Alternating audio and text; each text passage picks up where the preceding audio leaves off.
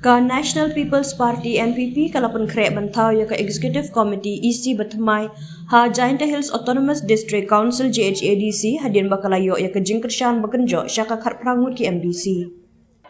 Haba penbenaya kane hadian balakot ya ke jingalang u General Secretary ke NPP ubadairu usumbut Menteri Langba ke jela uba snya halang dhar ulaong. Ngi ai kublai ki paj ba ka riulum jaintia halor ke jingshania ka bakila ay ka parti NPP da ka bapenjok haduk khat lai seat.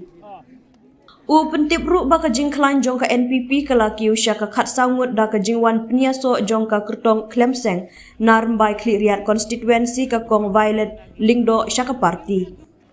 Ngila khot ru ya kejingalang bat ki paralok senrop jongi ka United Democratic Party UDP kabala job lai seat bat ukurtong Klemseng na Jowai South uba Moonlight Parian bat da kejingkershan ke jongki ngila shim ya ka rai bantau ya ka isi ke bethamai ha JHADC da ka jingdon jongki khat prangut ki MDC ulaong.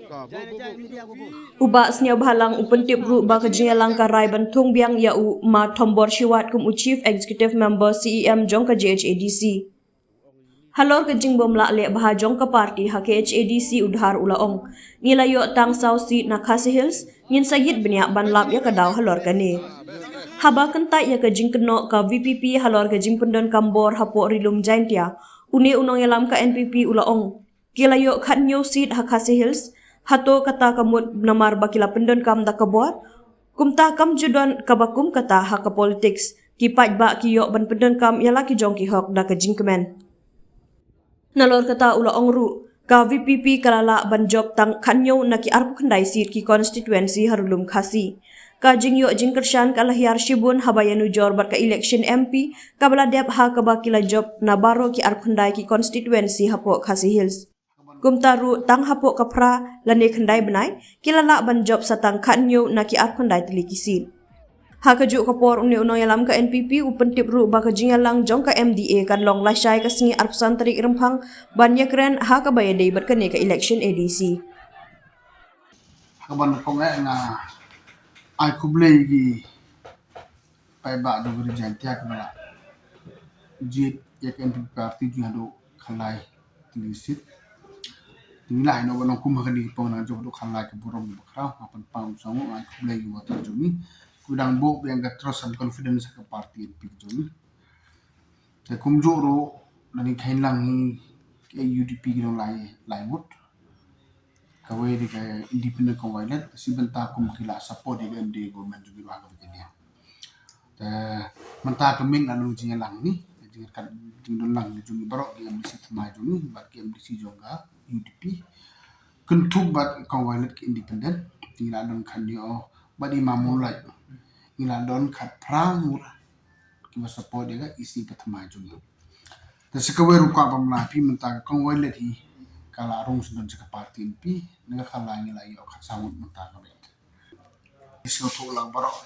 koalisi petana tuni tengila pembek yang barok hida kajingin dulang hijing monjor lang barok hebat na kaleng jongka NP parti si bentar kumka